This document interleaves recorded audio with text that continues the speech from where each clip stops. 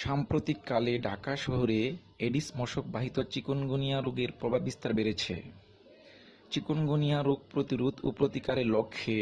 মাননীয় মন্ত্রী মহোদয়, স্বাস্থ্য ও পরিবার কল্যাণ মন্ত্রণালয়ের নির্দেশক্রমে মহাপরিচালক স্বাস্থ্য অধিদপ্তরের উদ্যোগে ঢাকা উত্তর ও দক্ষিণ সিটি কর্পোরেশন এর সহায়তায় ঢাকা শহরের সকল medical college, dental college, institute of health technology,